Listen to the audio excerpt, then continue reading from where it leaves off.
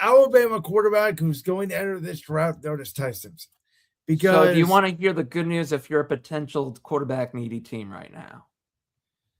Well, let me set up the question and then I'll let you dive in.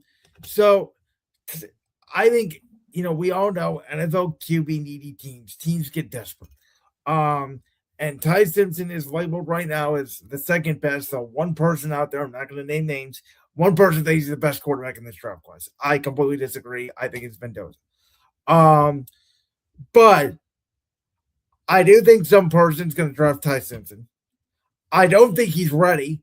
I thought he should have stayed in school. I didn't love the tape that I saw at Alabama, but I think it just goes to show that some of these teams that, in my opinion, should just tank and wait till next year are going to get desperate. He's going to get drafted. He shouldn't even play this year. And I think my train of thought is correct in thinking that because we all think Fernando Mendoza potentially could be one of the next great prospects in the NFL.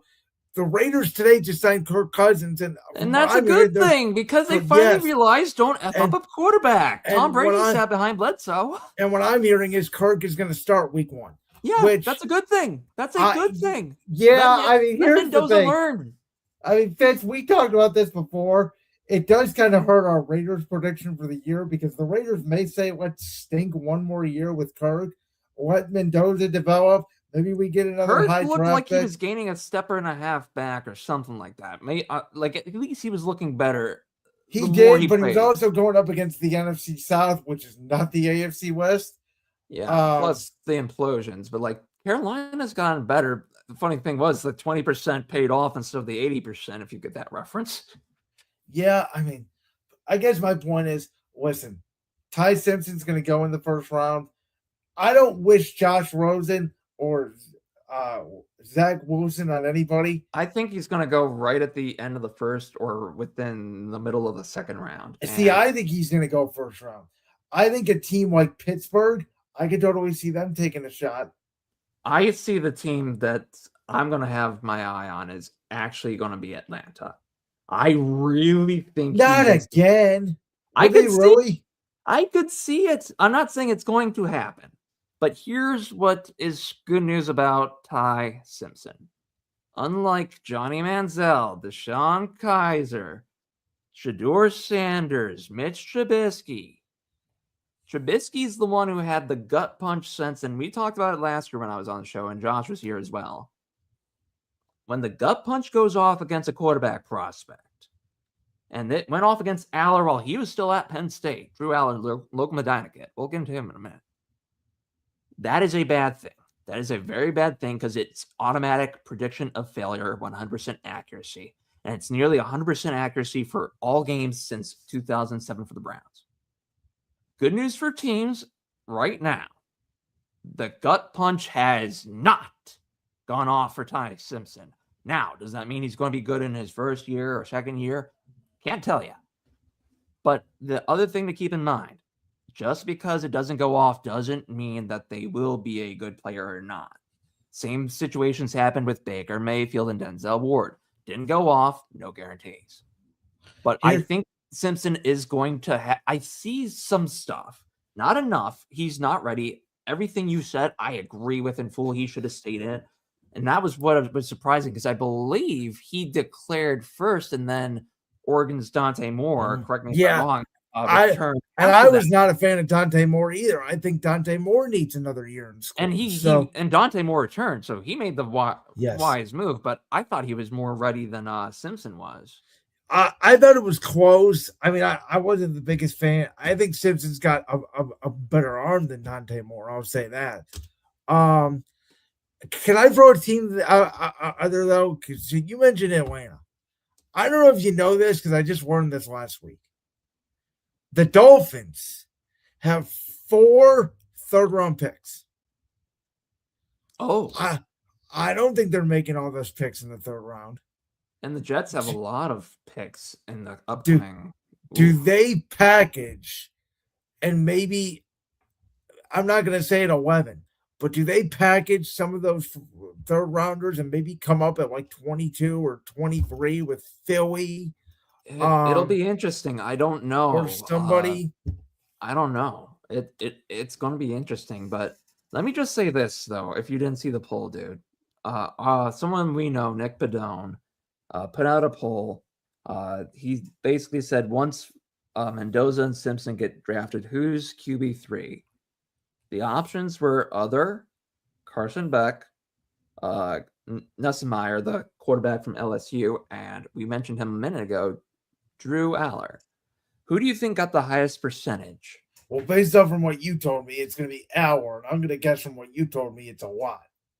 43%. 43% out of nearly 260 votes. The next best was 31% Nussmeier, Beck 15, other 11. So that's I had someone reply to me. I had someone to reply to me because I full QRT that. I'm like, you're joking. And when 135 respondents had made it, so I hadn't tweeted it when it gone final, 47 at 135 votes, 47% were saying Aller.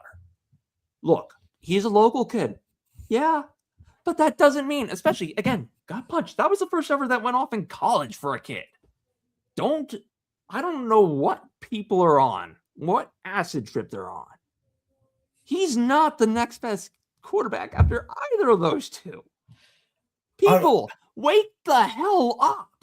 I mean, here's what I'll say. I don't like any of them. I don't but I'm like, he's not the third quarterback off the board. Adler reminds me of a guy who I think you may remember because I think they have similar stories. This guy was going to be a top 5 pick in the draft, like Adler was talked about coming into this year. Mm-hmm. And then he got hurt, and he dropped all the way to the 4th round. And he only lasted a couple of years, then he was out of the league. Is it the quarterback from Michigan State? Please tell me I'm thinking of the right one. No, you're not thinking of Connor Cook. This guy played at USC. Oh, Barkley? Yeah. Oh, God. Oh, man. So Matt Barkley was going to be a top pick in the draft. That was a shocker because I think they were coming off the final year. Yep. Like they had just ended the bowl ban, all the sanctions, all that. He stayed in school, got hurt, fell to the 4th round. My Eagles actually picked him with the first pick of the 4th round. It was 100 overall. And then he was out of the league within a couple of years. I'm not saying that's going to be Drew Adler, but that's sort of the path that I could see him going down. Here's where I land on it. If he comes to the Browns, it just cannot be within his first season in the league. If he gets drafted, I don't think he will, personally. Personally, I don't think Drew Aller is going to be a draft pick. At best, UDFA. But if he lands in Cleveland first, his career is over. But if he stays with another team first for at least a year, he has a chance to at least stick around as backup in the NFL. I think if the Browns get him first, that's going to be his death of NFL career. Period. I don't think he's going to go to the Browns because I don't think the Browns are going to draft a quarterback. They have too many quarterbacks already in the room. Yeah, and I would rather them get rid of the demon, please and thank you. No, I don't even want to talk about that. Yeah, I know. That's why I said that.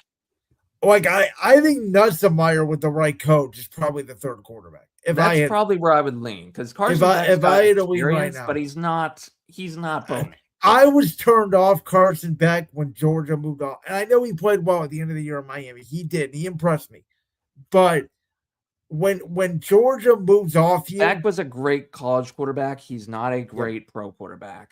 I wholeheartedly agree, which is pretty rare because we don't always agree on quarterbacks. So if I'm in this draft, I think I've told you this before. I would have been off topic, but I think it's worth the conversation. I think this draft is a very interesting draft because I think there is one clear-cut number 1 overall pick.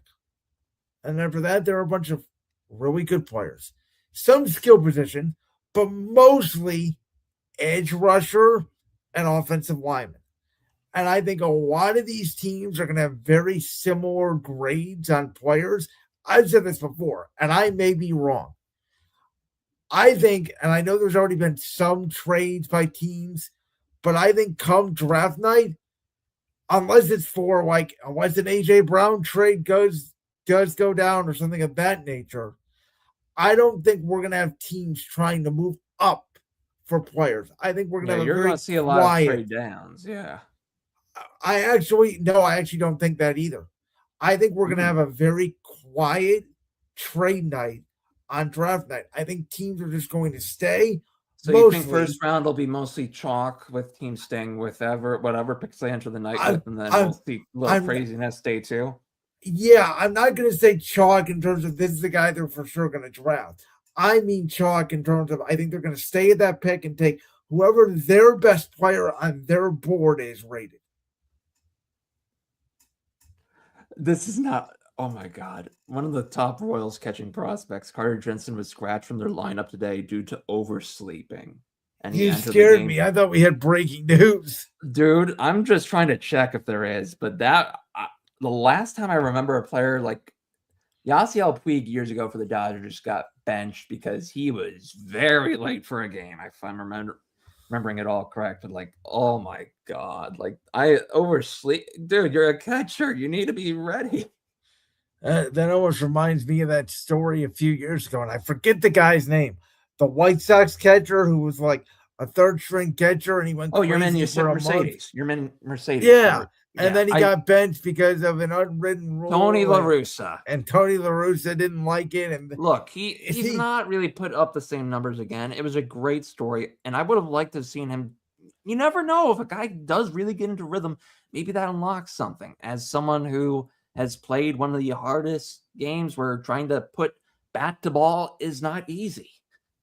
But if you hit 300, you're a Hall of Famer, 30%. Exactly. And it's like, and that's even more rare these days. I mean, I don't know if you saw this. Back 10 years ago, there were the top 10 prospect list. There's only 3 superstars. There could have been a 4th. I will not name that 4th. They were the number 4 prospect in 2016. However, they pulled a dumb move, and let's just say they sabotaged themselves right as they were heading into free agency. And they have never pitched in Major League Baseball again.